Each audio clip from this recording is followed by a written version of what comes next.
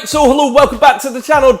How on earth do Chelsea keep getting away with financial fair play? Because every second transfer story that seems to come out of the world is from Chelsea. It'll be a random Saudi club, then Chelsea, Man United will be linked with someone, Liverpool will be linked with someone, not get them, and then Chelsea will go get them. It's bizarre. But every comment underneath these posts is always, how can Chelsea keep getting away with financial fair play? Well, I'll tell you in a sec. But before we do continue with the video and how Chelsea are getting rid of financial fair play, if you could share this video around and subscribe, it would be really greatly appreciated. We're trying to hit 200 subs as soon as possible, so every little helps with that. Right, let's get back into it. Chelsea have just signed Caicedo for 150 million, and the money that they've actually given Brighton over the past year and a bit is ridiculous, but I'll get onto that later. And they're also trying to get Lavia from Southampton for about 50-55 million. They can't get Olise anymore. He just signed a new 4-year contract at Crystal Palace. Thank God for that. But it's just unbelievable what they seem to be getting away with. Because Todd Boehly took over last summer, May of 2022. And he took over from Abramovich. Abramovich was obviously looking to sell the club with his assets being frozen and everything that was going on with the Russia-Ukrainian war and his sort of involvement in it. But at the same time, it eventually got sold, and he's been there for about 3 windows now, and he's spent 900 million. Now look, it's not irregular for this to happen to a Chelsea owner, because when Abramovich actually took over in the summer of 2003, he injected a lot of money into Chelsea over the first transfer window, and especially over the next few after that, to really get them to be a top contender. But the problem and the difference is now is Chelsea, for the past 5 or so years, they've been a bit of an up and down club. They've had a great season, then a poor, great poor, great poor, and it's worked like that, and they don't need that entire amount of money to be reinvested. Yes, they needed money to get invested, but it didn't have to be 900 million, especially when you're spending that on 27 different players. It's just, that's not needed. To put it into perspective, Abramovich had about 39, roughly so, give or take a few, transfer windows, and he spent 2.1 billion. Now that is a lot, and it's so much more than a lot of the other clubs involved as well. But the fact that Boehly spent nearly half of that in only 3 windows, what can you say? I mean, let's just look at the signings, shall we? He bought Raheem Sterling for 50 million, Mudryk for 88 million, Cucurella for 62 million, Fofana 75, Koulibaly, Badiashile and Madueke for 35 million, Nkunku 56 million, Disasi for 38 million, Enzo Fernandez for 110 million, as well as the aforementioned Caicedo. And that's not even to mention the fact that he spent £20 million to get Graham Potter from Chelsea and a lot of their other staff as well. That's unbelievable. Now, as I mentioned, there is actually a few ways that Chelsea have been getting around financial fair play, and it all comes down to basically 3 different categories. The first one, as I'm sure a lot of you are actually aware of, is the contract situation at Chelsea.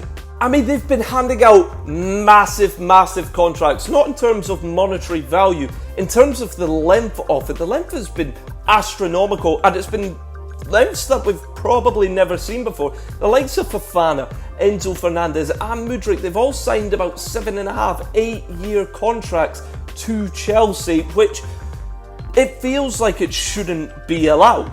Chelsea spread the cost of each initial transfer fee by dividing it by the contract length. Now, this is basically how they've been getting a loophole and around the contract situation. And for those wanting that put into one word, this is called amortization. But because Chelsea have basically been caught exploiting the system, finding a loophole within the UEFA boundaries, UEFA have then stepped in since this has all happened, and they've basically said, right, you can't do that anymore because it's pretty much cheating, and you can only have 5-year contracts at most, not 6, 7, 8 that Chelsea have been doing and have been giving to their players. You can only have a maximum of 5 so that this doesn't happen again. So at least there's some good that's come from it. The second way that they are getting away with this is, it's a bit more of a laughable one. It's The fact that they finished 12th last year, they had a disastrous season last season, as everyone knows. I mean, Lampard didn't work out, Tuchel got sacked way too early, it was a big mess, too many players, too many egos in there, and they finished 12th, and because of that, they've got no European football, which on the surface of things, yes, let's all laugh at Chelsea, that's all funny, but it's actually benefited them, slightly anyway.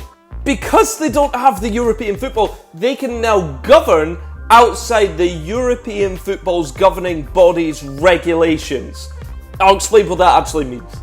It basically means that this season, they're fine. They probably won't have anything happening. I mean, they are getting investigated by UEFA, but realistically, nothing's going to happen to them because they're not in the European football, and it just pretty much delays whatever punishment that they probably will end up getting from financial fair play until they return to European football, which realistically, it has to be next year, unless they have another disastrous season, which I've not predicted them to. I've predicted them to finish quite high up. If you want to check my rankings on that, feel free, but they should be fine for next season, and that's when the investigation should probably happen. The third reason is the massive clear out that Todd Boehly is currently doing at Chelsea. So far in the transfer window, Chelsea have sold 13 players already, but they have generated 200 million from those, and it looks like it's going to be 14 with Lewis Hall potentially going to Newcastle, although that could be a loan with an option to buy, so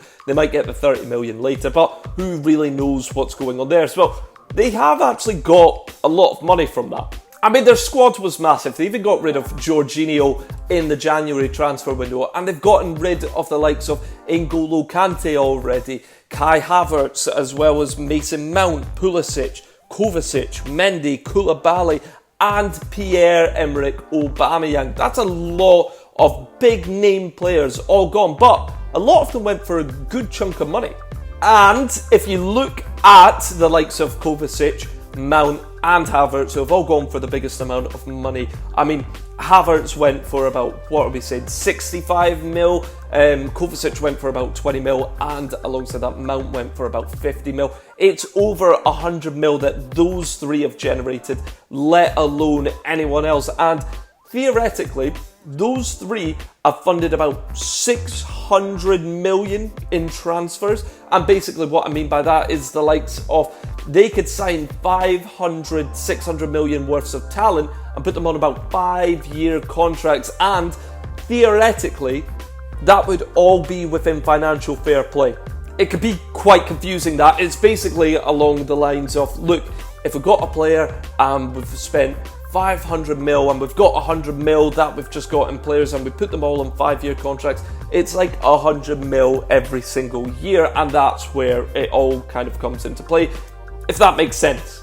And the benefit of shifting all these players, even if they were just free transfers, the likes of N'Golo Kante leaving on a free, it frees up a lot of wage space. Now, it's not in the terms of you have to have a specific wage cap like it is in the NBA, for example, but you can't be giving ridiculous wages to everyone all the time. They've gotten rid of a lot of their big wage hits, basically.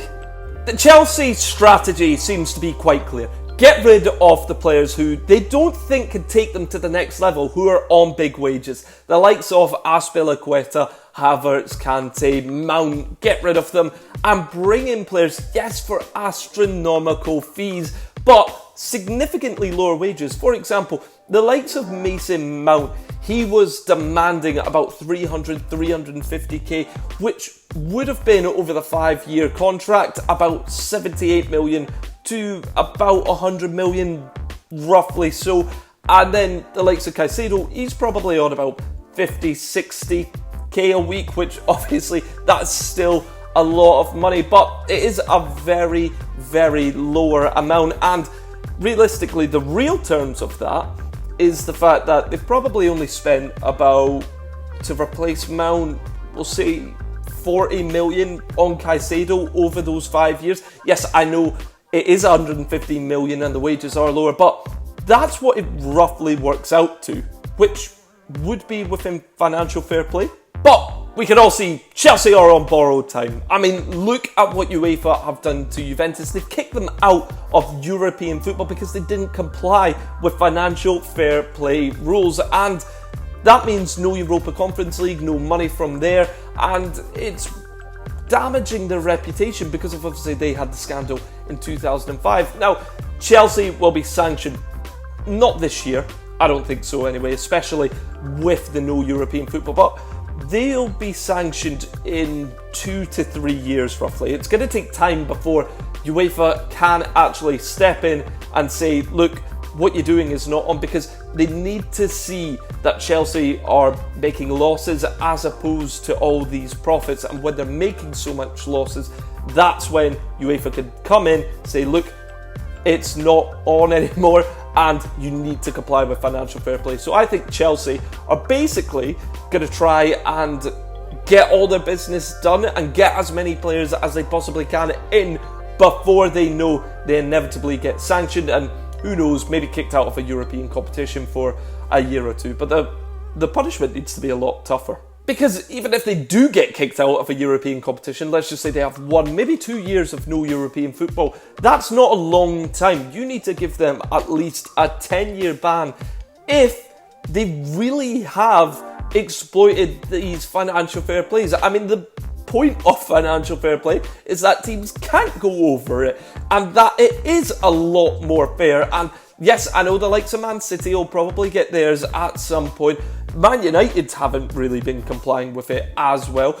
I know that they get a lot of merchandise sales and whatnot, but as opposed to selling players and bringing in players, they'll probably get struck down by something. But it just sums up football at the minute. It's a big mess and who knows when it's going to get cleaned up. So, thank you for watching the video and let me know what you think about the whole Chelsea situation. What should their punishment be? When should they be punished? And how can UEFA step in to stop this going any further? Let me know in the comments below. If you did like the video, funnily enough, give it a like, give it a share around and subscribe as well. It would mean the world to me. Thank you so much for watching. Cheers.